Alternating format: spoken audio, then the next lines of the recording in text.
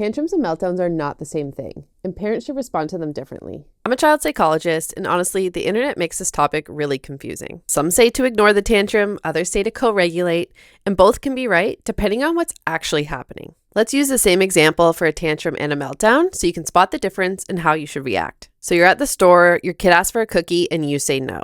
So scenario 1 is they have a tantrum. They argue with you and they're trying to change your mind. They might start stomping their feet and yelling, "I want the cookie." They still have access to their upstairs brain right here because they're using language and trying to change your mind. So here you can acknowledge your kid and their wants briefly and redirect. So you could say, "Oh, I know you want the cookie, buddy, but today we're not getting it. Help mommy find what's next on the list." I wouldn't ignore your child, but I would keep it brief. And even if they get louder, you hold your limit.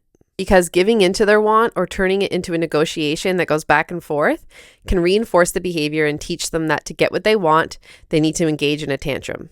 Okay, scenario number 2. Your kid has a meltdown. So you're at the store, they ask for a cookie, you say no. They suddenly collapse on the floor, they're screaming, yelling, they can't answer you, and they're not trying to change your mind anymore. This tells me they have no access to that upstairs brain anymore.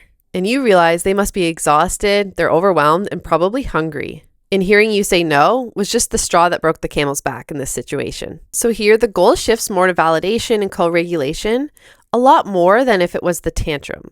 You can still keep your words limited because a kid in this state isn't going to hear you anyway, and it might make them worse. But you can rub their back, offer hugs, and really just try to soothe them. And you work on meeting the need. So I'm not saying you have to give them the cookie, but you could work on finding another nutritional snack that they could pick out. But if you were really firm here like a tantrum, it might feel kind of cruel to a kid who's actually hungry and not trying to be bad. So this is a situation where maybe you could be a bit more flexible.